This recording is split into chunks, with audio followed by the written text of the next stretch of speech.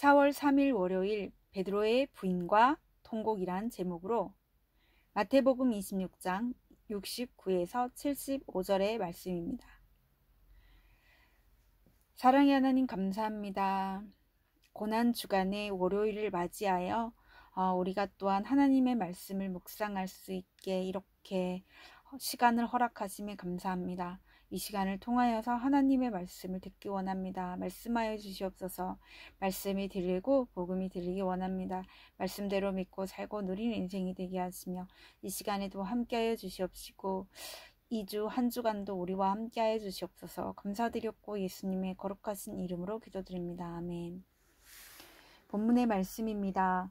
베드로가 바깥들에 앉았더니 한 여종이 나와 이르되 너도 갈릴리 사람 예수와 함께 있었도다 하거늘 베드로가 모든 사람 앞에서 부인하여 이르되 나는 내가 무슨 말을 하는지 알지 못하겠노라 하며 앞문까지 나아가니 다른 여종이 그를 보고 거기 있는 사람들에게 말하되 이 사람은 나사렛 예수와 함께 있었도다 하매 베드로가 맹세하고 또 부인하여 이르되 나는 그 사람을 알지 못하노라 하더라. 조금 후에 곁에 섰던 사람들이 나와 베드로에게 이르되 너도 진실로 그 도당이라. 내 말소리가 너를 표명한다 하거늘 그가 저주하며 맹세하여 이르되 나는 그 사람을 알지 못하노라 하니 곧 닭이 울더라. 이에 베드로가 예수의 말씀에 닭 울기 전에 내가 3번 나를 부인하리라 하심이 생각나서 밖에 나가서 심히 통곡하니라. 아멘. 도움말입니다. 나사렛은 갈릴리 호수 남서쪽에 있는 성읍으로 예수님은 공생애 전까지 이곳에서 사셨습니다. 나사렛이란 이름에는 나실인이라는 의미도 있는데 나실인은 셋사 구별되었다라는 뜻도 있습니다. 도당은 한패라는 뜻이고 표명하다는 드러내어 명백히 하다는 뜻입니다. 통곡하다는 몹시 울다라는 뜻입니다. 본문 요약입니다. 바깥들에 앉아있던 베드로에게 한 여종이 다가와 그가 예수와 함께 있었다고 하자 베드로가 부인합니다. 앞문까지 나아간 베드로는 다른 여종과 곁에 섰던 사람들 앞에서 2번 예수님을 부인합니다. 곧 닭이 울자 베드로는 예수의 말씀이 생각나 밖에 나가서 심히 통곡합니다. 오늘의 중보기도입니다. 주를 믿는 교사들이 기독교를 무시하는 환경에서도 주를 시인하며 진리를 가르칠 수 있게 하옵소서. 아멘. 본문의 설입니다. 첫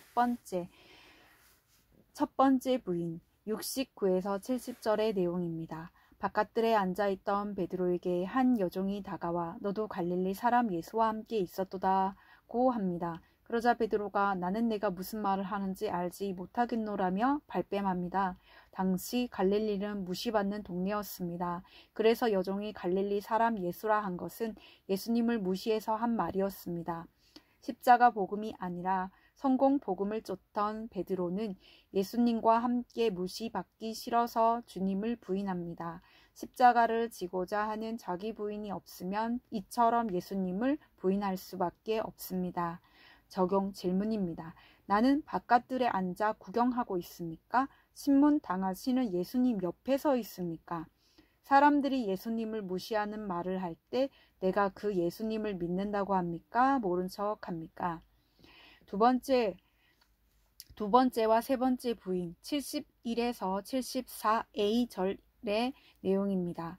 베드로가 수치의 현장을 벗어나 앞문까지 나아갑니다. 그때 다른 여종이 그를 알아보고 거기 있는 사람들에게 그가 나사렛 예수와 함께 있었다고 합니다. 이에 베드로는 맹세까지 하며 예수님을 또 한 번 부인합니다. 잠시 후 곁에 섰던 사람들이 베드로의 말소리를 듣고 예수와 한패라고 하자 베드로는 저주까지 하며 예수님을 부인합니다. 수치의 현장에서 회개하지 않고 회피하려고 하면 더 크게 넘어집니다.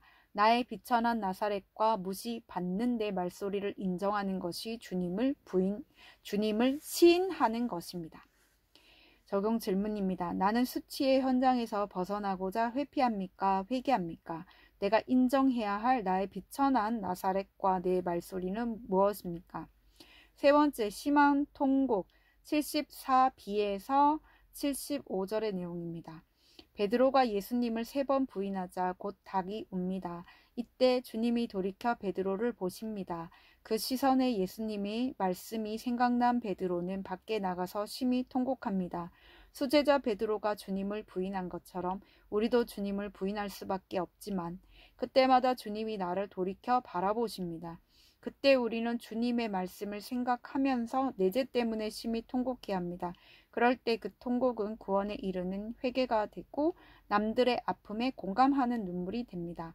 적용 질문입니다. 내가 넘어진 현장에서 나를 바라보시는 주님의 시선을 느끼며 내게 주신 주의 말씀이 생각났습니까?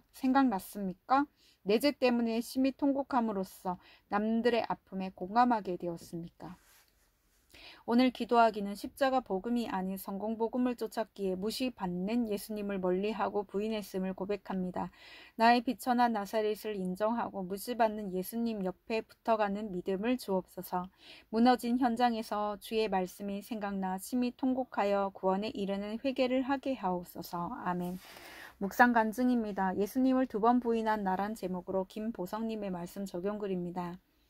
청소년 시절 저는 잘못된 성문화에 빠져 동성애를 접하게 되었습니다. 이후 그릇된 성적 가치관이 자리 잡아 남들과 다르다는 생각에 열등감과 비교의식이 생겼고 이런 열등감에서 벗어나려면 좋은 직업을 가지고 성공하는 길밖에는 없다고 생각했습니다. 그때부터 열심히 공부한 저는 꿈에 그리던 사범대에 진학하여 우수한 성적으로 대학을 졸업했습니다. 그리고 어려운 가정 형편 때문에 바로 사립학교 기간제 교사로 자원하여 사회생활을 시작했습니다. 그러다 저는 기독교가 아닌 다른 종교 재단이 운영하는 사립학교 전교사 시험에 응시했습니다. 그리고 예수님을 부인한 베드로처럼 전교사가 되려는 일념으로 교회에 다니지 않는다고 거짓말을 했습니다.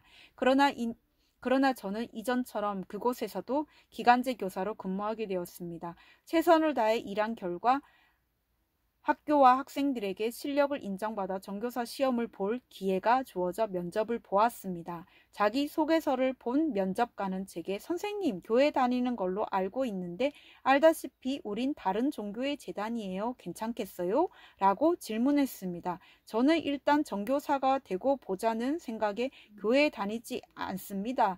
라고 답하며 예수님을 또다시 부인했습니다. 이후 저는 말씀을 묵상하고 교회 지체들의 간절한 권면을 들으면서 마음을 돌이켰습니다. 그리고 면접관에게 연락해 저는 교회에 다니고 있고 예수님을 믿습니다. 라고 말씀드렸습니다.